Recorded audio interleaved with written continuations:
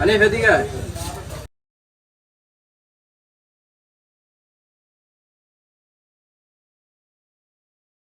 কি রে হানি, ফসলের দোকানে তো কাস্টমার আসে, আমার দোকানে তো কাস্টমার আসে না কেন? ভাই ফয়সালা দোকানের চা ভালো হয় আর এটা দুধও বাড়াই দেয়, দামও কম রাখা আসছে, আপনার দাম বাড়ায়, হেলানো তো কাস্টমার আসে না। দুধও বেশি দেয় আর 5 টাকাও রাখে। এসব সব ফালতু কথা। কি জানি চায়ের সাথে কি না কি মিশে চা বিক্রি করে। না, ফয়সালের ব্যবসা দিতে ভালো হয়, তাহলে কিছু একটা করতেই হবে। শুন, ফসলের ব্যবসা নষ্ট করে দিতে হবে। তুই একটা কাজ করবি, আমার দোকানে চায়ের যে মেডিসিন গুলো আছে না, এগুলো ফসলের দোকানে চায়ের পাতি মিশিয়ে দিবি। দাঁড়া, সরকারি লোকের কল দিতে হবে, ওর জন্য ফাঁসাইতে হবে।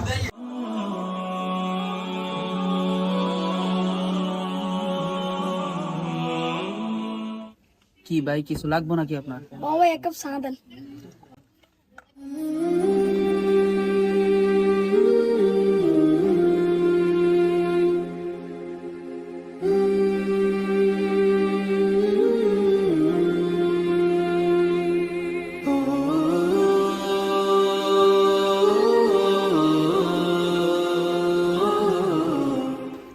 ভাই, আমি সবসময় আপনার দোকানে আসি। হ ভাই, আসবেন। আমার এই বাজারে তো অনেক পরিচিত দোকান আছে, তারপর আমি শুধু আপনার দোকানে আসি। আপনার ব্যবহারটা আমার থেকে অনেক ভালো লাগে, তাই আমি আসি। হানিফ, এদিকে আয়। পয়সা শুধু কাস্টমার আইতেই আছে আইতেই আছে, আর এদিকে আয় বইবে মশা মারতে আছে। দাঁড়া, তোর একটা ব্যবস্থা করতে হবে। এই না হানিফ, ফয়সালের চায়ের পাতিলাটা মিশিয়ে দিবি। এই, সাবধানে দিস, কেউ যেতে না দেখে। ঠিক আছে ভাই, ঠিক আছে। হ্যাঁ ফয়সাল, তুই এবার কিভাবে ব্যবসা করবি এবার আমি দেখিনি। দাঁড়া, সরকারি লোক করে কল দিয়া তোরা ফাঁসাইতে আছে। আর আপনার কলাইছে। হ্যালো স্যার, ফয়সালের চায়ের দোকানে ওই যে চায়ের সাথে মেডিসিন বিষয়ে মানুষকে খাওয়াইতে আছে, আমরা একটু জলদি আসেন তাড়াতাড়ি। কি? আচ্ছা ঠিক আছে, আমরা আসতেছি। এই হানিফ ভাই, একটু মার্কেট নামাজ করতে যাই, তুই একটু দোকানে বসিস তো, কাস্টমার কি চায় আসলে দিস একটু। হ্যাঁ,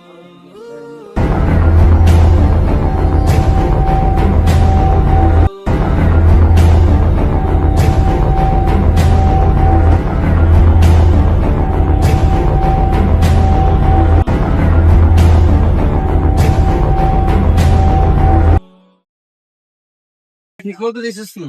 ও ভাই, যে পারছি মানে কেটে দিতে ধরেছে। আচ্ছা ঠিক আছে, ভালো লাগছে। কেউ দেখেনি তো? না ভাই, কেওয়া যায় না, কিন্তু ভাই কাজটা করলাম, ঠিক করলাম না আমরা। এই ঠিক আর বে ঠিকের কি দেখছো? ব্যবসার ভিতরে হিংসা যদি না হয় তাহলে ব্যবসা হয়? আমি থানা থেকে আসছি, এসা হাবিবুর রহমান হাবু। কি জন্য আসলেন স্যার? আপনার নামে থানায় অভিযোগ গেছে। স্যার, অভিযোগ? কিসের অভিযোগ? আপনি চায়ের লাগে মেডিসিন মিশিয়ে চা বিক্রি করেন। কি বলেন স্যার? আমার দোকানে চা ভালো হয়, আমি চায়ের সাথে দুধ একটু বেশি দিই, এই কারণে আমার দোকানের চা ভালো হয়, তাই কাস্টমার একটু বেশি থাকে আমার দোকানে। আমি আপনার দোকানে চা চেক করবো এখন। আচ্ছা স্যার, আমি একটা চা বানা দিতেছি, আপনি দেখেন।